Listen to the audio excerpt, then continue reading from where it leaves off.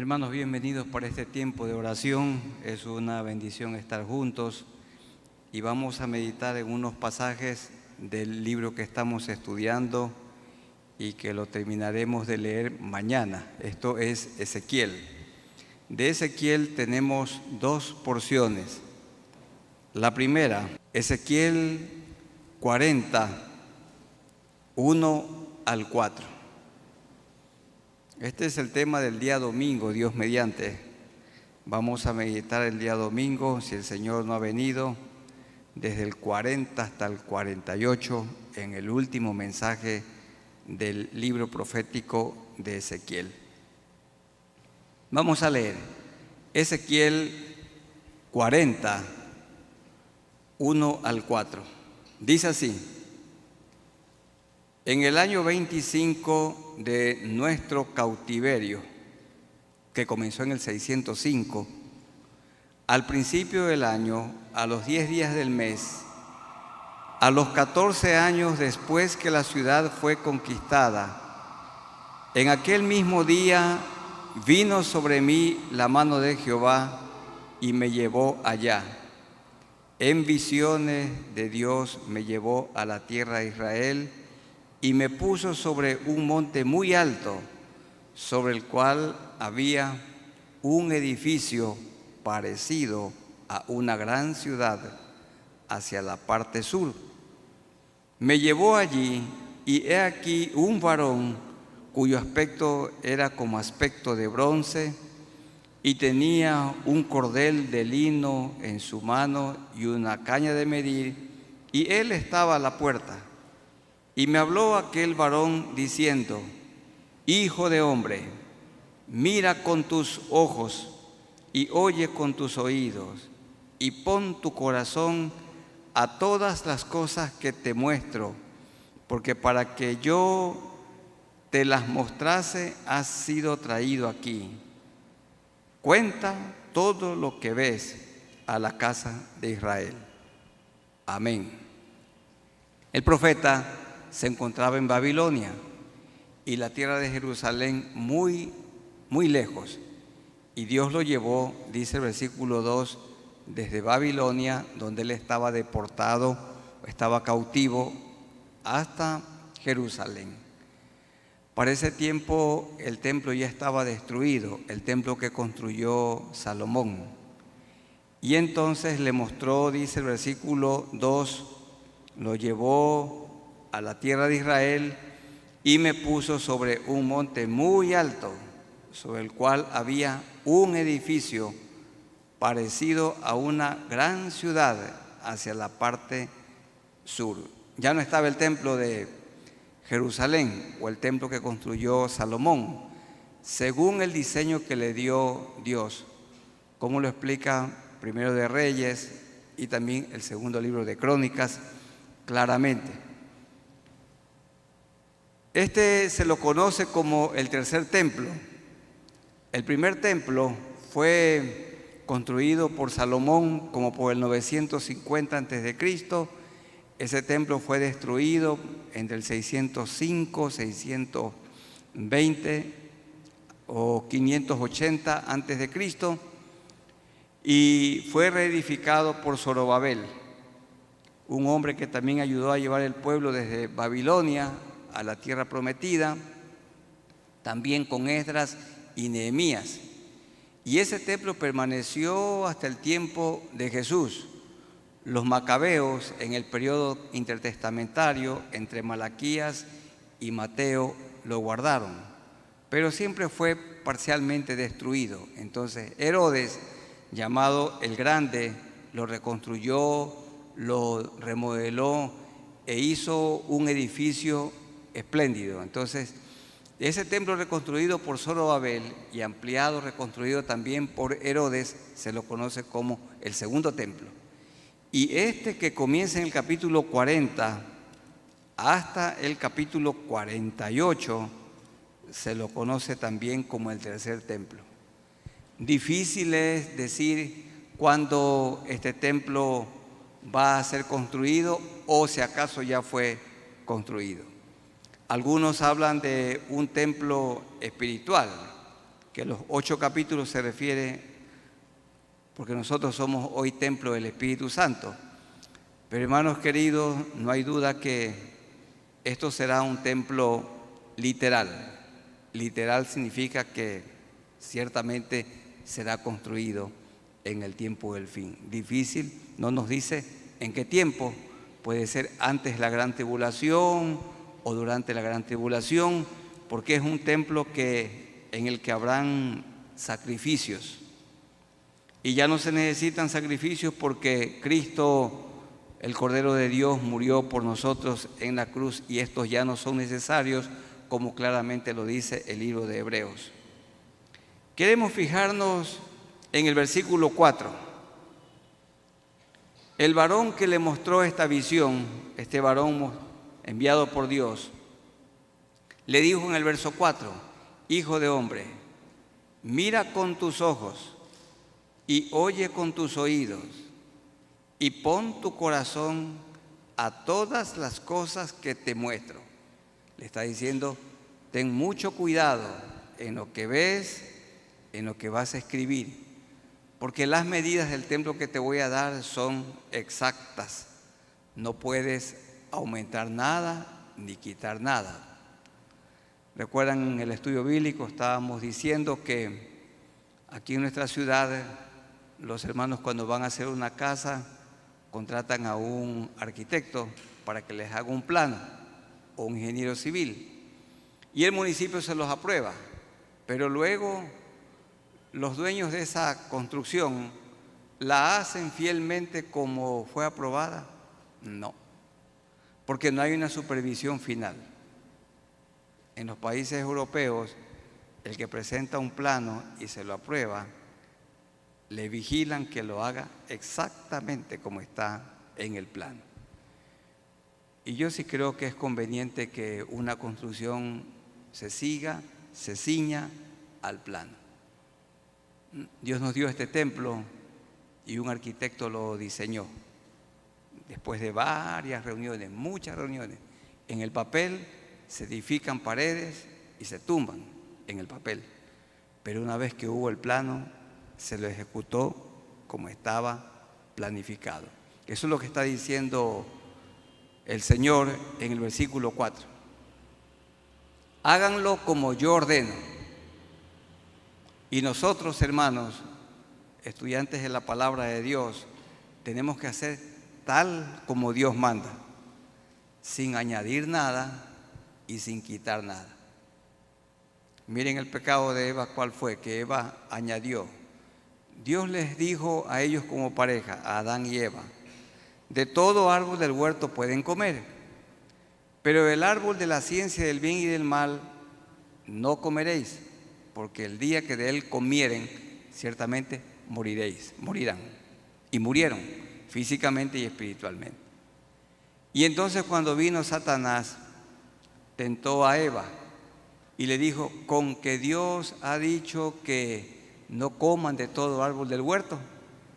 Sí, dijo ella, Dios nos dijo así, que no comamos ni le toquemos el fruto, ni toquemos. Y Dios no había dicho ni toquemos, ni le tocaréis. Eva añadió 3 palabras. Y a veces también algún texto le quitamos 3 palabras. Y lo que dice Dios en el verso 4 es: no le quiten nada, ni le aumenten nada. Ustedes, hermanos, los que son maestros y predicadores, yo también un maestro y predicador, tenemos nuestro compromiso con Dios. ¿Cuál es? Decir lo que dice el texto, sin quitar, sin añadir. Jesús dijo: ni una jota, ni una tilde. Volvamos a leer el verso 4. Y me habló aquel varón diciendo: hijo de hombre, sean minuciosos, mira con tus ojos y oye con tus oídos, y pon tu corazón a todas las cosas que te muestro, porque para que yo te las mostrase has sido traído aquí. Cuenta todo lo que ves a la casa de Israel. Escríbelo y cuéntalo, tal como yo te voy a dictar. Los maestros antiguos, recuerdo en el colegio, dictaban y la materia se la sabían de memoria. Y mientras caminaban por en medio de los estudiantes, ellos dictaban la materia. Y nos ponían 20 a los que copiábamos fielmente lo que él dictaba, sin añadir y sin quitar. Luego ya se enseña que esto de dictar la gente no aprende nada, pero bueno, yo sí aprendí. A mí me gustaba que me dicten la materia y me agradaba ir copiando fielmente lo que el maestro dictaba. Y luego venía el examen, que era el fruto de estas cosas que ellos habían enseñado con fidelidad. No se podía añadir ni se podía quitar. Bien, entonces vamos dándole gracias al Señor y oremos porque hoy nosotros somos el templo y por este templo que se construirá en el tiempo del fin, eso es lo que podemos informar, decir, y Dios le dio medidas a Ezequiel y él tenía que ser minucioso, exacto, como nosotros tenemos que ser con su palabra. Oremos a Dios. Amado Dios, ha sido una hermosa experiencia estudiar el libro de Ezequiel y culmina este libro profético con un diseño que tú le diste, el diseño de un templo que no será un templo como el que construyó Salomón o el que reconstruyó Zorobabel y luego también Herodes el Grande. Es un templo diferente, porque dice el versículo 2 que es un templo, un edificio parecido a una gran ciudad. Y sabemos, Señor, que este templo se construirá en el tiempo del fin. Y ahí habla de volver a los sacrificios, porque el pueblo judío de hoy, no conoce al Señor. Pero también en el tiempo del fin, sus ojos espirituales serán abiertos. Y al que no reconocen hoy como su Mesías prometido, como su Salvador, lo reconocerán. Al que nosotros conocemos como nuestro Salvador, ellos no lo conocen. Siguen esperando equivocadamente a su Mesías. Y el Mesías ya vino. Y hoy está entre nosotros en la persona del Espíritu Santo. Tú querías que el profeta y sacerdote Ezequiel fuera muy cuidadoso, muy pulcro, muy veraz. Él tenía que tomar nota de lo que tú le dictabas, de las medidas que les dabas, sin aumentar nada, sin quitar nada. Así también nosotros, al estudiar tu palabra, no le debemos añadir una jota a tu palabra, ni una tilde, ni quitársela. Ayúdanos, Señor, para que seamos fieles. No hay nada más hermoso como abrir la Biblia y con la guía de tu Santo Espíritu como maestro, explicarla, predicarla, compartirla. Esto tú quieres que hagamos, porque la palabra edifica. Y ayúdanos, Señor, que en todos los actos de nuestra vida seamos cuidadosos, que hagamos conforme a la palabra que hemos dicho o conforme a las instrucciones que nos han dado. Que cuando con alguien nos envíen un recado, un mensaje, no le aumentemos nada ni le quitemos nada. Que los cónyuges se hablen y digan siempre la verdad, sin aumentar nada y sin quitar nada. Que cuando los hijos hablen con sus padres, hablen solamente la verdad. Y cuando los padres hablemos de nuestra vida pasada, no les exageremos nada.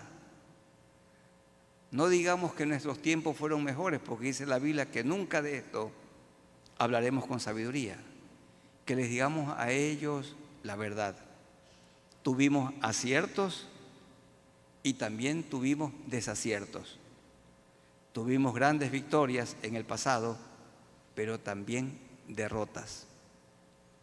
Que les contemos, Señor, los momentos en que vivimos en santidad y también cuando claudicamos, para que ellos piensen de nosotros con propiedad. Ayúdanos, Señor. Tú quieres entonces que seamos fieles. Como dice el verso 4, tú le dijiste a Ezequiel: pon tu corazón a las cosas que te muestro. Que seas fiel en escribir lo que oyes. Presta atención, que así lo hagamos siempre nosotros en este tiempo del fin que estamos viviendo. En el nombre de Jesús.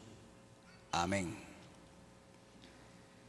Vamos a leer del capítulo 43.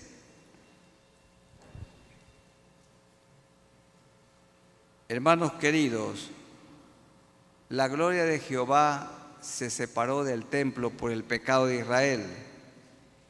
Y aquí en el capítulo 43 nos dice que la gloria de Jehová regresará a este templo. Pero hubo un momento cuando la gloria de Dios abandonó el templo.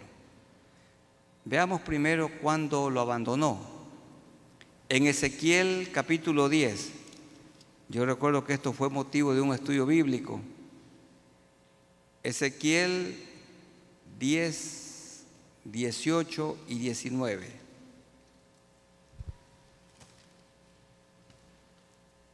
Dice Ezequiel 10, 18 y 19, todo ese capítulo habla de ese tema.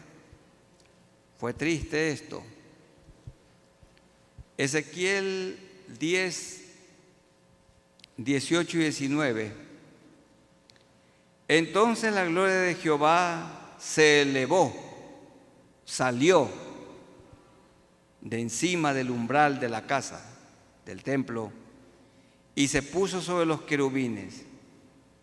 Y alzando los querubines sus alas, se levantaron.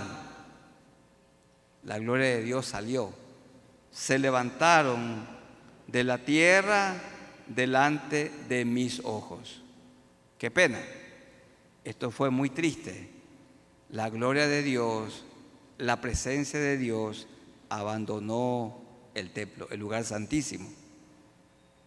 Cuando ellos salieron, también las ruedas se alzaron al lado de ellos, en la visión que tuvo Ezequiel, y se pararon a la entrada de la puerta oriental de la casa de Jehová, y la gloria del Dios de Israel estaba por encima sobre ellos. La gloria de Dios, dice el capítulo 10, abandonó la casa de Dios, el templo. Hoy la gloria de Dios no abandona nuestra vida. El Espíritu Santo no se va, pero cuando pecamos, el Espíritu Santo de Dios gime, llora, se contriste, pero no se va. En el Antiguo Testamento el Espíritu Santo venía a las personas y se iba. Se dice que el Espíritu Santo vino sobre Sansón y con una quijada mató a 1000 enemigos. Y el Espíritu Santo vino sobre Sansón y se echó las puertas de la ciudad encima. Y así se dice, de los jueces también. Venía el Espíritu y se iba. Hoy vino a nosotros y se queda. Pero cuando hacemos algo malo, llora. El Espíritu Santo gime. Y esto es lo que pasó en Ezequiel 10. Pero Ezequiel mismo dice que cuando se construye este templo, que está descrito en los capítulos 40 hasta el 48, la gloria de Dios volverá. Vamos a leer esto en el 43, 1 en adelante. Me llevó luego a la puerta que mira hacia el oriente. Y aquí que la gloria del Dios de Israel, que venía del oriente, no estaba en el templo cuando se lo construya. y su sonido era como el sonido de muchas aguas, y la tierra resplandecía a causa de su gloria. Y el aspecto de lo que vi era como una visión, como aquella visión que viene cuando viene para destruir la ciudad. Y las visiones eran como la visión que vi junto al río Quebar, y me postré sobre mi rostro. Y la gloria de Jehová, ahí está la palabra clave, entró, vino.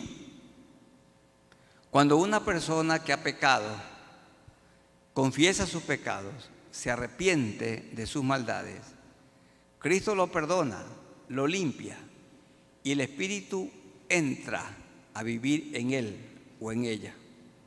Y el Espíritu Santo que vive dentro de nosotros no nos deja pecar. A este templo, con las medidas exactas que Dios le dio a Ezequiel, que tendrá la forma de una ciudad, la gloria de Dios vendrá, dice el verso 4, y la gloria de Jehová entró en la casa por la vía de la puerta que daba al oriente.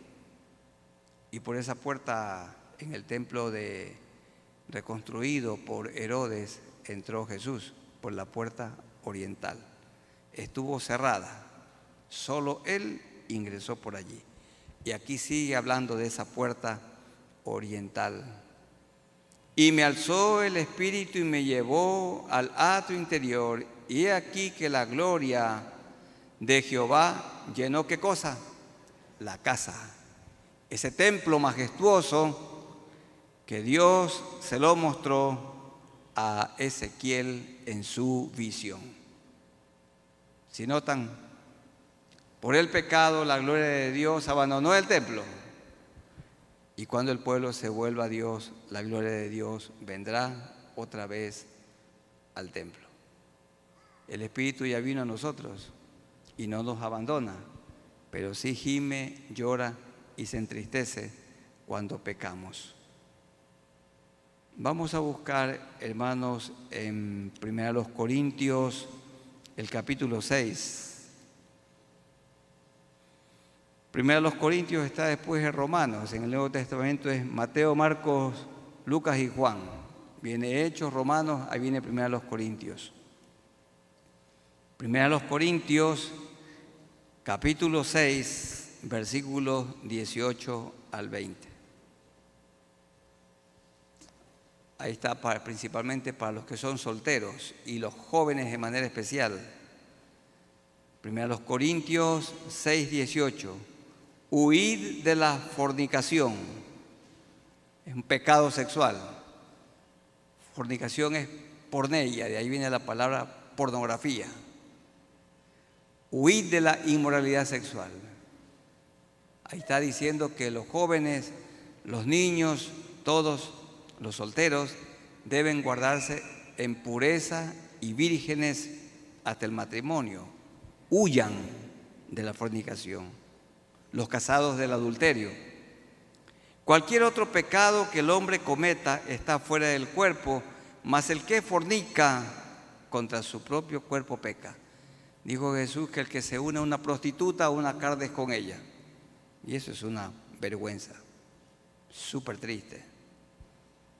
19. ¿O ignoráis que vuestro cuerpo es templo del Espíritu Santo, el cual está en vosotros, el cual tenéis de Dios, y que no sois vuestros? ¿Se dan cuenta? El Espíritu de Dios vive en nosotros y ahora el cuerpo es el templo. Entonces, no es que una persona cuida su cuerpo para impresionar a otros, o porque una mujer quiere conseguir un hombre, porque un hombre quiere conseguir una mujer. En el caso del creyente no es así. El cuerpo humano hay que cuidarlo porque es templo, donde Cristo habita. Como aquí habita Cristo, por eso es que este cuerpo no lo emborrachamos, no fumamos droga, este cuerpo tampoco no le hacemos tatuajes, no le hacemos nada. Bueno, hay personas que hoy se operan por todos lados. El cuerpo es templo del Espíritu Santo. Y a cada uno Dios lo ama tal como es. Y cuando resucitemos con el cuerpo glorificado, nos vamos a aparecer. El que se hizo una cirugía acá, cuando resucite, será como antes de la cirugía. Pero claro, con un cuerpo inmortal. El cuerpo es templo del Espíritu Santo. Por eso es que nosotros los creyentes no fumamos tabaco, porque el tabaco es destructivo para la salud. Y este cuerpo no es para fornicar, este cuerpo no es para adulterar, este cuerpo no es para mirar pornografía, también este cuerpo hay que hacerlo descansar. Este cuerpo no es para comer en exceso, ni tampoco para no comer, para ponerse flaquillo con el palo de la escoba. ¿No? Este cuerpo hay que cuidarlo, alimentarlo, hacerlo descansar. También el cuerpo hay que ejercitarlo, porque por un motivo importante. ¿Cuál es este? Templo del Espíritu Santo de Dios. Permítanme, hermanos, una pregunta. ¿Ustedes son conscientes que son templos del Espíritu Santo? ¿Reconocen que el Espíritu vive dentro de ustedes? Por eso lo cuidamos. Y por esta razón los seguidores de Cristo no tenemos ningún vicio, porque los vicios destruyen el cuerpo y también destruyen el alma. ¿O ignoráis? Dice, no ignoren que vuestro cuerpo es templo del Espíritu Santo. Por eso hay que alimentarlo saludablemente, no costosamente. La comida más saludable puede ser más económica.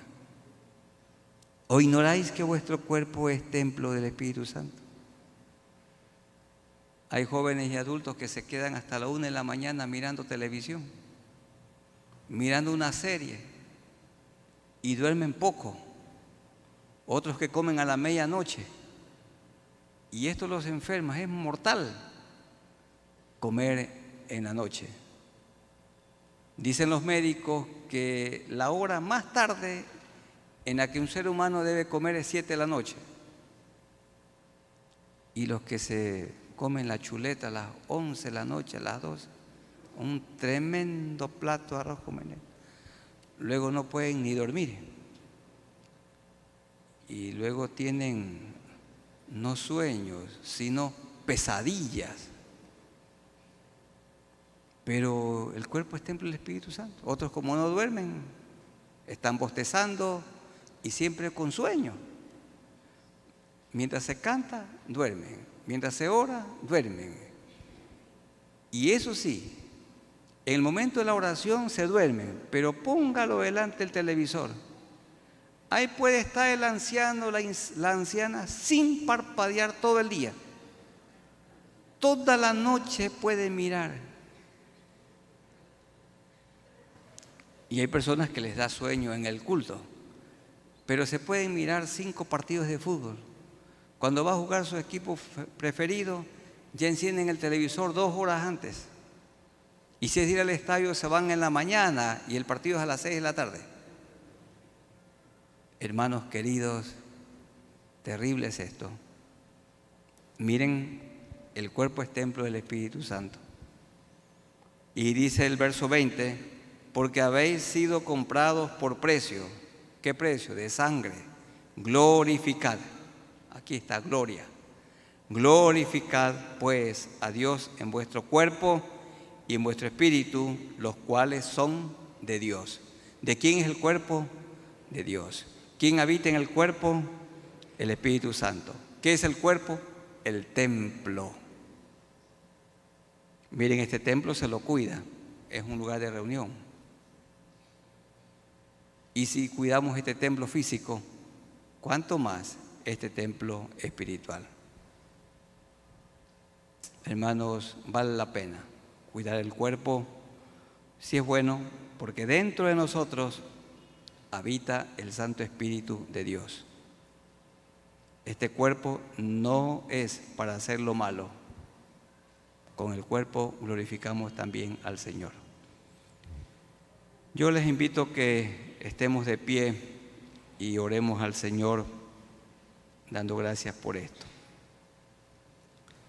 Amado Dios, hemos visto que la gloria de Jehová volverá a este templo cuyo diseño tú le diste a Ezequiel. Y tu gloria, Señor, también está presente en nuestro templo, que es el cuerpo humano. Toda persona que te recibe a ti como Salvador, que pone su fe en ti, tú lo perdonas, tú lo limpias.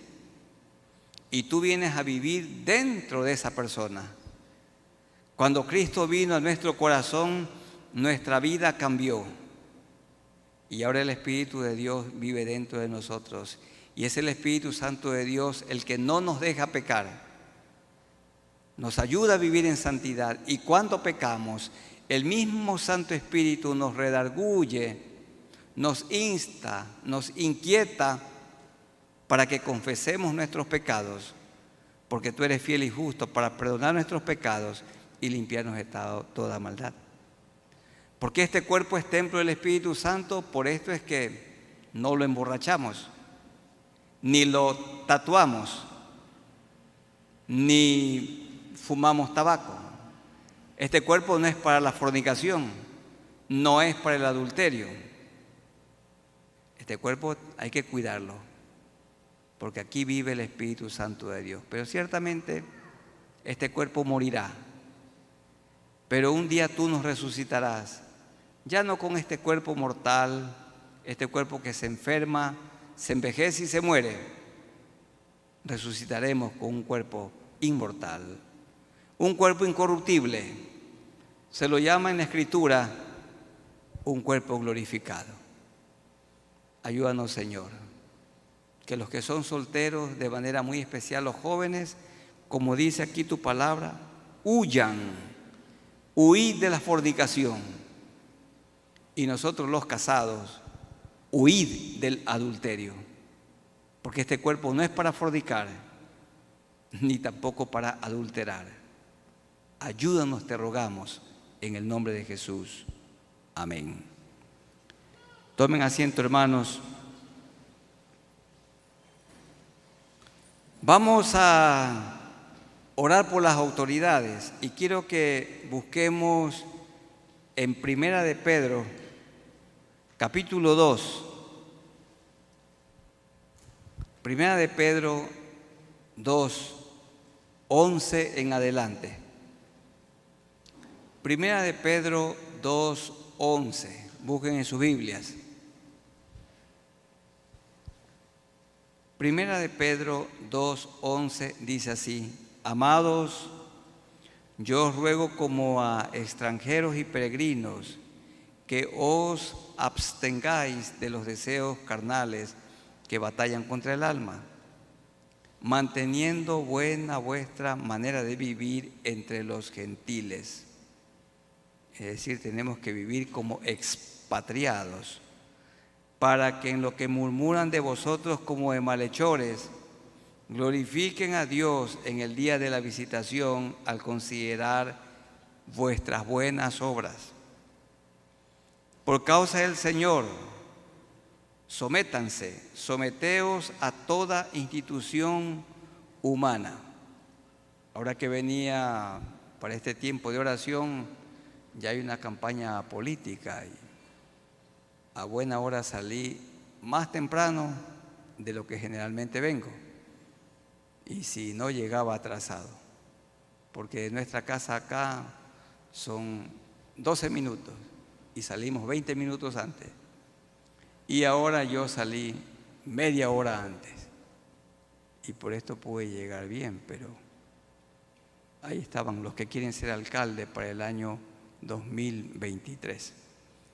Dice aquí: someteos a toda institución humana, ya sea al rey, el rey es el presidente de la república, como a superior, Ya los gobernadores de la provincia, a los que son parte de la Asamblea Nacional, alcaldes, prefectos, como por él enviados para castigo de los malhechores y alabanza de los que hacen bien.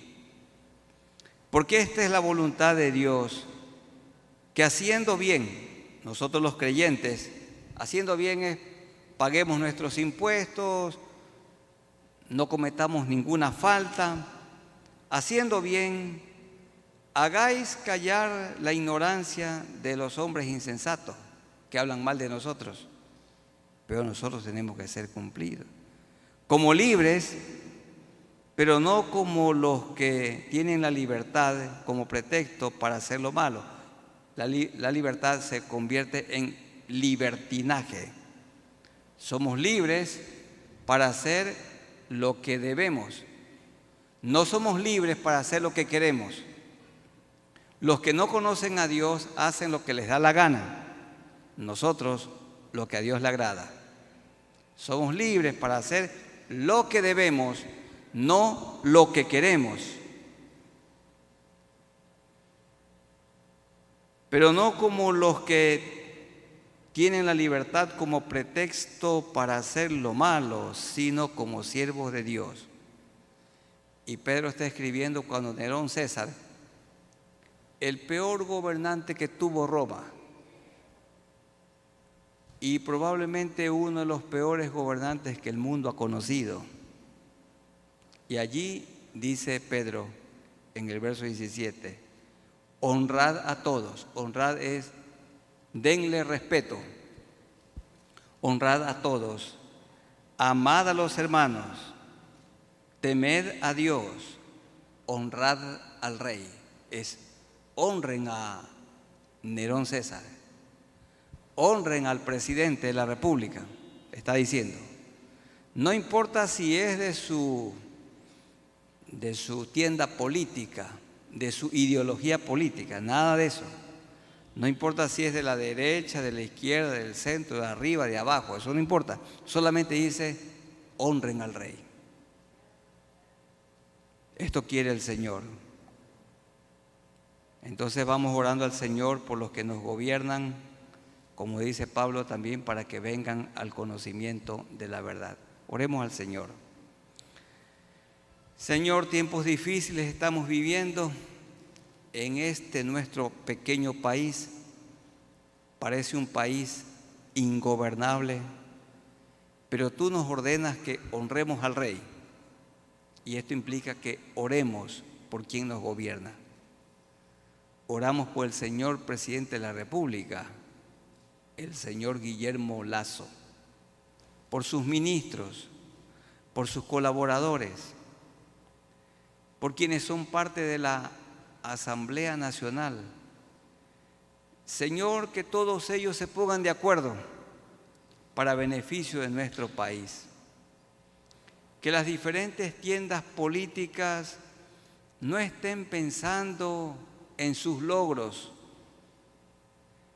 que ellos impresionar con algún proyecto, sino que se unan y puedan trabajar en beneficio del Ecuador.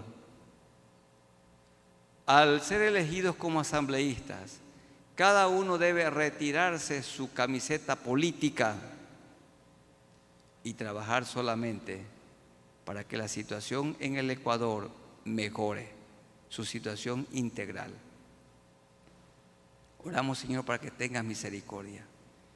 Mira, Señor, cómo aumenta el robo, el sicariato, la estafa, la mafia, el tráfico, por todos lados, el irrespeto a las leyes de tránsito, el irrespeto a las autoridades.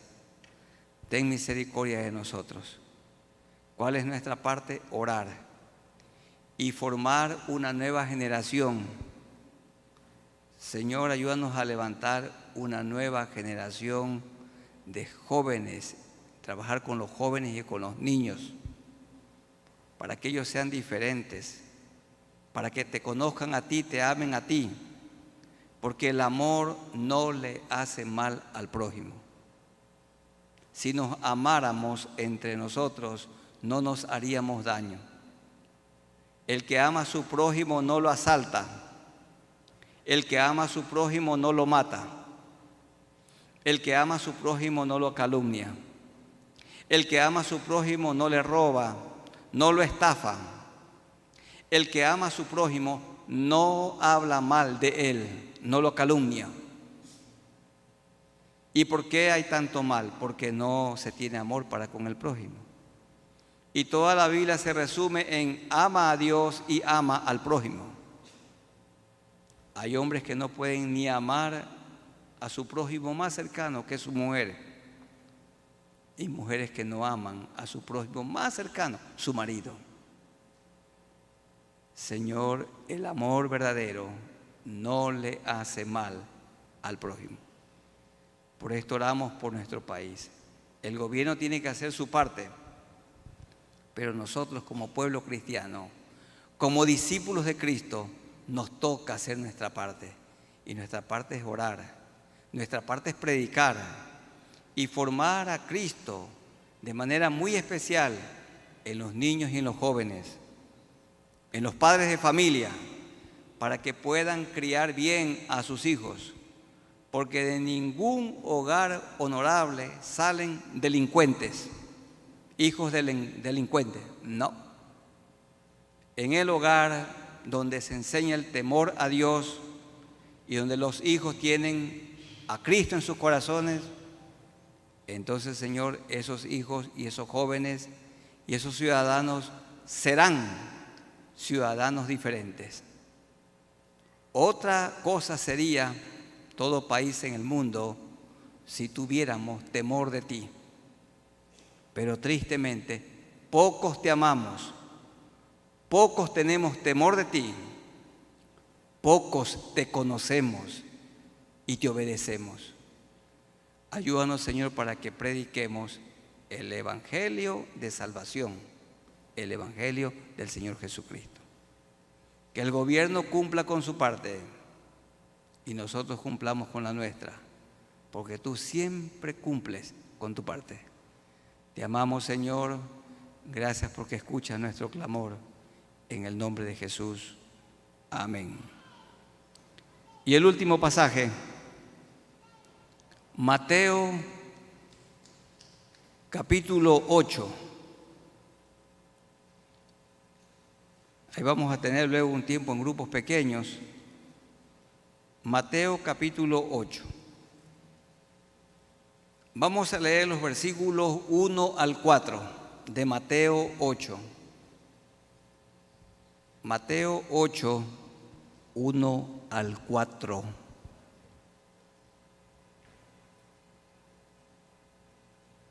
Dice así: cuando descendió Jesús del monte,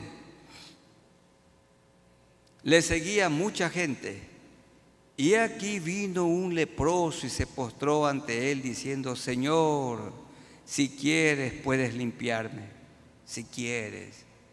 La lepra era una enfermedad incurable, terrible. La carne del cuerpo se caía por pedazos. Era algo así como una gangrena. Jesús extendió la mano y le tocó. Vean lo que pasó ahora con el coronavirus. Cuando alguien se enteraba que tenía coronavirus, corría de esa persona. Y cuando se informan que tal persona tiene SIDA, hermanos, Jesús no huyó, Jesús tuvo cercanía, tocó. La lepra era contagiosa, no se debería tocar a un leproso, pero dice el versículo 3, Jesús extendió la mano y le tocó. Él no tiene asco de las personas, como a veces nosotros. Él tiene compasión. Jesús extendió la mano y le tocó diciendo: quiero. Porque él dijo: si quieres, Señor, tú puedes, límpiame. Y él dijo: claro que sí, yo quiero. Sé limpio. Y como él es Dios, y al instante, ¿qué pasó? Su lepra desapareció.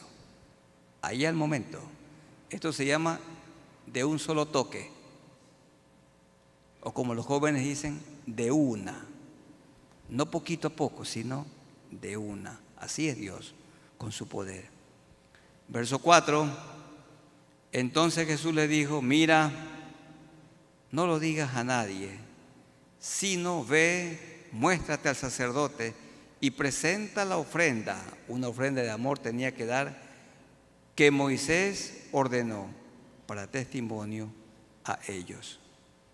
Claro, la lepra hoy es el pecado. Y el Señor con su sangre limpia a toda persona leprosa. Pero también, hermanos, esta lepra era peor que el cáncer. Hoy, por la gracia del Señor y el avance de la ciencia, yo ya he escuchado muchísimos testimonios de personas que tenían cáncer y hoy están bien, gracias a Dios. Pero esta enfermedad era incurable. Y Jesús lo sanó a este hombre que vino con fe y humillado ante Él, porque nada hay imposible para Él. Y si aquí hay personas que tienen alguna enfermedad incurable, no se preocupen. Vamos a orar al Señor para que Dios lo sane.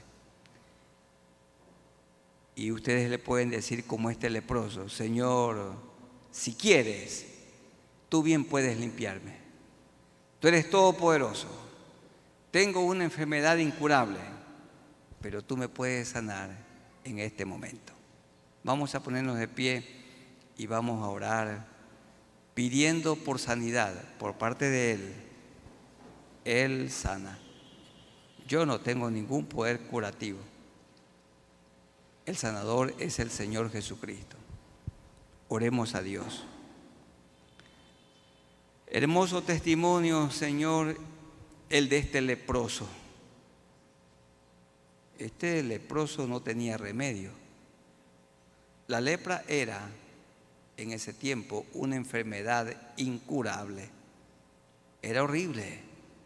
Los leprosos eran echados de sus casas y vivían en los sepulcros, y se les daba algo así como un tambor con el cual hacían bulla para que nadie se les acerque, y gritaban, leproso, leproso.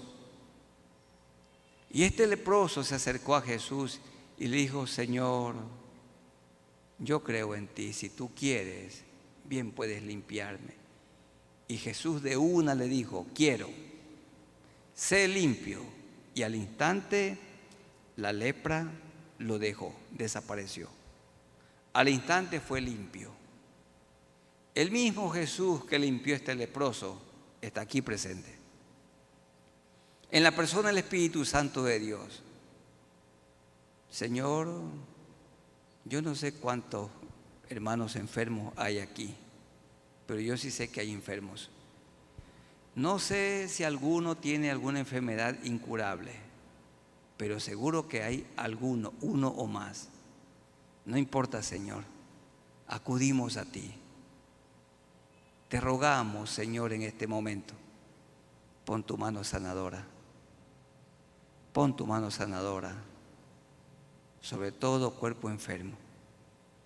Mi hermano, mi hermana, allí donde está, sentado o de pie, para los que están en una clínica, en una fría sala de hospital o en su casa, o si alguno está agonizando,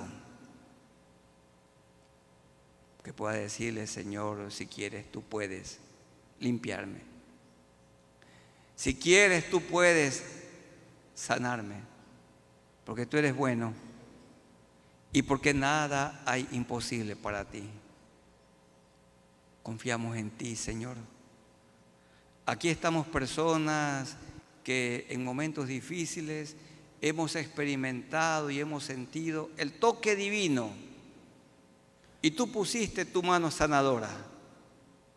Hazlo, Señor, en este momento, te rogamos. Te rogamos porque eres el mismo de ayer. Tú sanas utilizando a los médicos como instrumentos en tus manos.